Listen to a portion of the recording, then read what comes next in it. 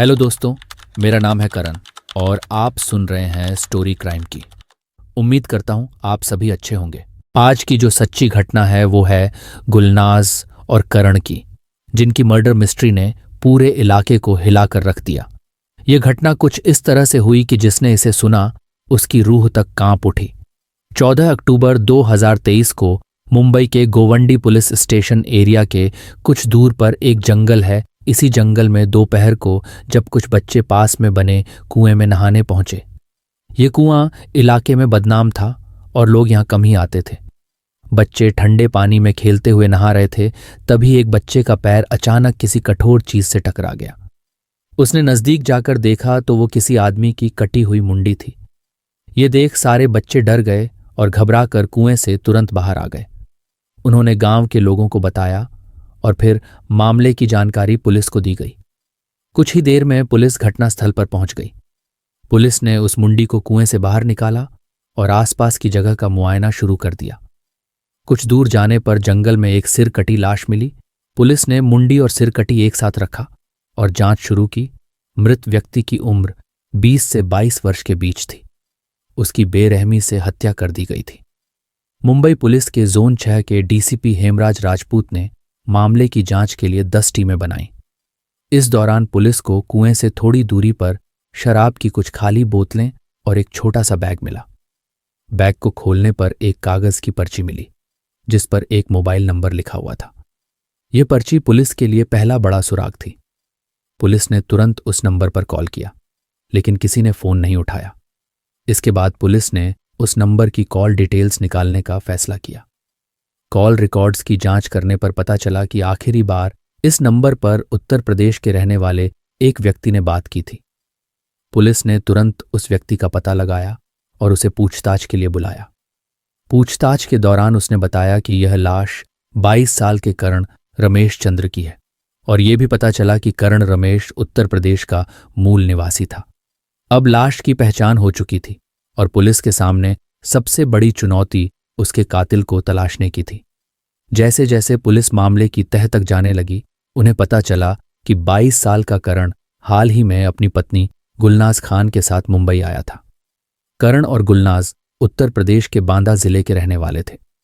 दोनों ने नवंबर 2022 में लव मैरिज की थी और इस शादी को घर वालों से छुपा रखा था। लेकिन जब गुलनाज के माता पिता को इस बारे में पता चला तो नाराजगी बढ़ गई। गुलनाज के बारे में पता करने के लिए पुलिस की एक टीम धारावी पहुंची, जहां गुलनाज का परिवार रहता था। वहां पहुंचकर पुलिस ने गुलनाज के पिता गोरा रईसुद्दीन खान से पूछताछ की तो पता चल कि गुलनाज भी पिछले कुछ दिनों से लापता है और उन्होंने पहले ही उसकी गुमशुदगी की रिपोर्ट दर्ज कराई थी। इंडियन एक्सप्रेस की रिपोर्ट के मुताबिक अब पुलिस को शक होने लगा। गुलनाज चूंकि मुस्लिम थी और करण हिंदू, तो पुलिस को शक हुआ कि कहीं यह मामला ऑनर किलिंग का तो नहीं है। कहीं ऐसा तो नहीं कि जात पात और धर्म के नाम पर किसी ने इस जोड़े को निशाना बनाया हो। पुलिस ने गुलनाज की तलाश को और तेज कर दिया। उन्होंने धारावी और मुंबई के आसपास के इलाकों में गुलनाज के बारे में जानकारियां जुटाने की कोशिश की। इसके अलावा पुलिस ने गुलनाज के फ़ोन रिकॉर्ड्स और कॉल हिस्ट्री की भी जांच की। जब गुलनाज के फ़ोन की अंतिम लोकेशन ट्रेस की गई तो पता चला कि वह उसी इलाके के पास थी जहां करण की लाश मिली थी। ये जानकारी मिलते ही पुलिस का शक और भी गहरा हो गया। पुलिस ने अब गुलनाज के परिवार वालों से सख्ती से पूछताछ शुरू कर दी। उनके सवालों का जवाब देते हुए परिवार ने बताया कि वे लोग गुलनाज और करण के रिश्ते से खुश नहीं थे, लेकिन उन्होंने कभी भी उनके खिलाफ कोई कदम नहीं उठाया। लेकिन पुलिस को गुलनाज के परिवार वालों की बातों में सच्चाई नजर नहीं आ रही थी। खैर, पुलिस वालों ने अपनी जांच जारी रखी। पुलिस वाले करण और गुलनाज के घर पहुंची और आसपास के लोगों से पूछताछ की तो पता चला कि गुलनाज को हर दिन डर सताता था। हालांकि उसके परिवार के लोग मुंबई में थे, इस कारण वह बेफिक्र थी। दुआ करती थी कि उसके परिवार वाले दोनों को अपना लें। बताते हैं कि 1 सप्ताह पहले ही मुंबई से कॉल आई। गुलनाज ने फोन उठाया तो वहां से जो संदेश मिला उससे उसके चेहरे की रंगत बदल गई। गुलनाज के पिता ने अपनी बेटी से बात की और कहा कि उनका परिवार इस शादी को स्वीकार करने के लिए तैयार है और वे चाहते हैं कि दोनों मुंबई आकर उनका आशीर्वाद लें। इसके बाद वो यहां से चले गए। लोगों से मिली जानकारी ने पुलिस के शक को और पक्का कर दिया। इसके बाद पुलिस फिर से गुलनाज के पिता के घर पहुंचती है और उसके पिता को ठाणे लाती है। जब पुलिस ने गुलनाज के पिता से सख्ती से पूछताछ की तो इस हत्याकांड की पूरी कहानी सामने आई। उन्होंने बताया कि वह इस शादी के विरोध में थे।